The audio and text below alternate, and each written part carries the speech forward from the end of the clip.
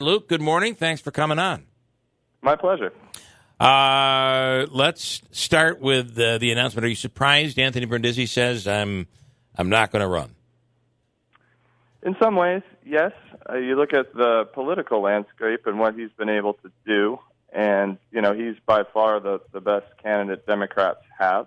But then you got to balance that with the challenges of being a congressional candidate, particularly in a highly watched district, and the rigors of being a congressional representative. I'm always telling my students, whether you're a member of Congress or not, that person puts in 40, 50, 60 hours a week. And so it's really a grueling job, particularly in a large district like ours, and one that's not particularly close to D.C. So I completely understand most likely where he's coming from in that regard because of quality of life and wanting to spend more time with family. And I imagine a bit of a sour taste after the way this thing went down, where we really don't know what the outcome would have been. It may very well have been Claudia Tenney won by a couple hundred votes, or maybe almost 1,000 votes.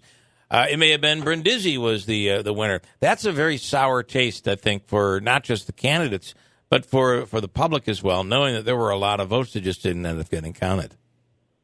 Yes, it was not a good electoral process for sure. And if you're in the middle of that, not only did you go through a highly competitive, normal, so to speak, congressional campaign, but then you had several months of legal and political aftermath as well that you had to deal with. And that's not easy.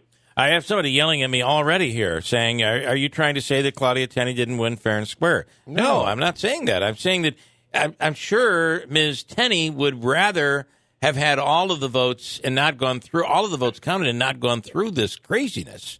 It doesn't matter. It's just it's wrong that this is happening in the electoral process. Would you agree with that, Luke?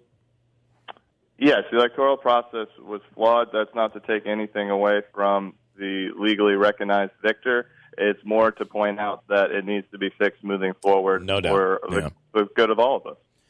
How much do you think Brindisi was saying, you know what, I don't know what this district's going to look like. I may be facing Katko.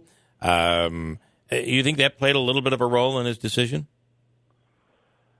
It's hard to say because Representative Katko in our neighboring district, he's a little bit on the ropes. He's been able to weather quite a few storms, has been an impressive candidate in maintaining the 24th district, but now he's lost the conservative endorsement, and that's a big deal for someone like him who's trying to portray himself as a moderate Republican and hold together the Trump faction of the party, the Republican Party, the conservative party line, as well as some moderate Republicans and maybe some moderate Democrats. So you lose a big chunk of your coalition there. And your footing is less strong. So it's really kind of an interesting political development. It is. I think it is. Because then let's say that it is that we become a part of that district. So now you have Katko, consider him as the moderate. A conservative runs from the Syracuse area. Claudia Tenney runs from this area.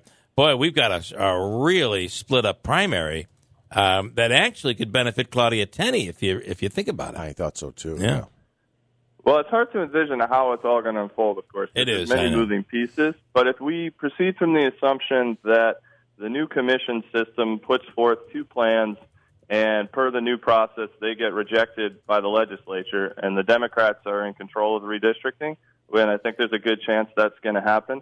The key question they have is, do they want to try to tinker at the margins in parts of the state that they look at as competitive, or do they want to remake the whole map in a way to try to maximize the number of seats that Democrats could pick up? And I think if you look at the national landscape and politics in Albany, they're more inclined to go to the latter. So I wouldn't be surprised if we have a very different map altogether because it's such a big national battle, this redistricting. And the Democrats nationally do not have a lot of states where they have unified control, and there's a redistricting process in place this year. And so there's going to be a lot of pressure for New York to do, for the Democrats in New York to do what they can to pick up as many seats as possible. And I have a hard time seeing them not go in that direction. So you feel they're going to we'll just have another carving that looks abnormal but fits the demographics for the Democratic Party? Well, so the Supreme Court said that partisan gerrymandering is constitutional, which, in my professional opinion, was a problematic ruling if you're someone like me and think gerrymandering is bad. Yeah. I'm not necessarily saying Democrats are going to gerrymander in the sense that they're going to have all these funny-looking districts all over the place. That's possible. I'm just suggesting that there's strong incentives for them to rethink the entire map rather than look at 24 and 22 and say, let's take a little bit of this and a little bit of that. Right. Hopefully, whatever emerges will be relatively contiguous, and there is some state law that requires that. But I'm just suggesting I wouldn't be surprised if NY22 is different, much different than what it is right now. And I think you're right. It's probably more likely that we'll head east or west than have the southern tier in our district. But, of course, it's speculation at this point. I don't know for sure. Yeah. There's a good chance that, it's possible that Herkimer County might be separated from Oneida County. It's possible that we are a part of the Syracuse area. And if that's the case, the big fear for people here is that we're going to struggle because of their population dominance.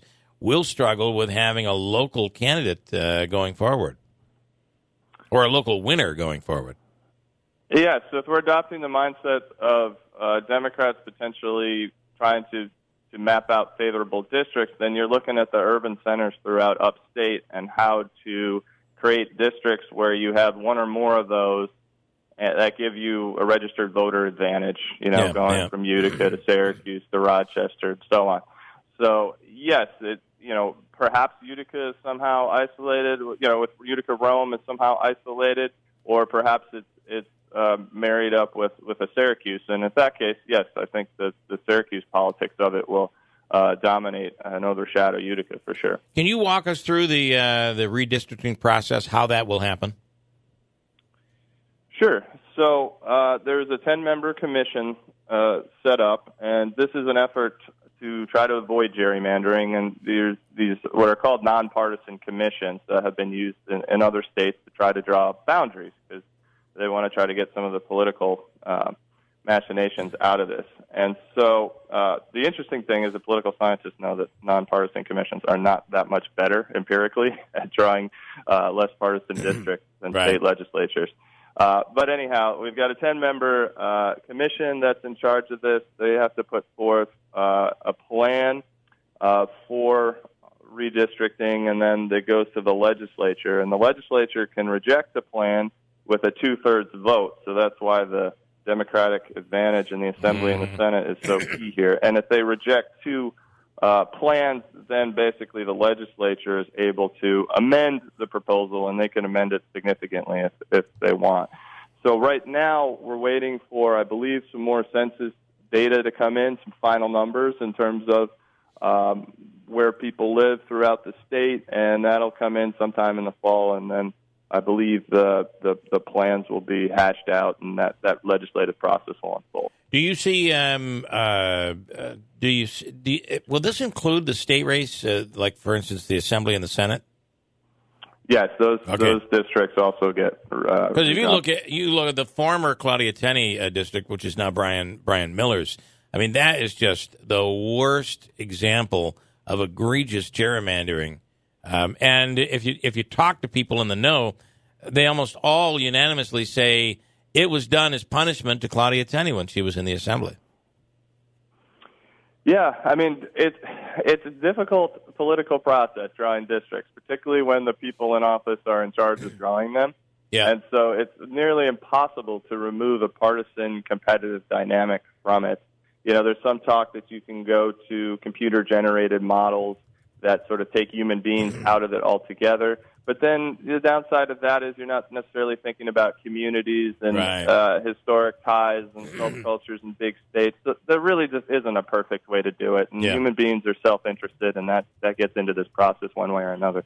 All right, it's going to be very interesting, Luke. As always, we appreciate the expert opinion. My pleasure. Have a great day. You do the same. Thank you so much. Luke Perry, smart guy, really, especially in this congressional race, knows a lot about it and gives a great perspective. And it gives you an idea of how this whole thing. So by the end of the year, we're going to know what not only the congressional race looks like, the seat looks like, but what will happen in the Senate and what is going to happen in the Assembly. And you kind of wonder if Brian Miller's district will change a little bit.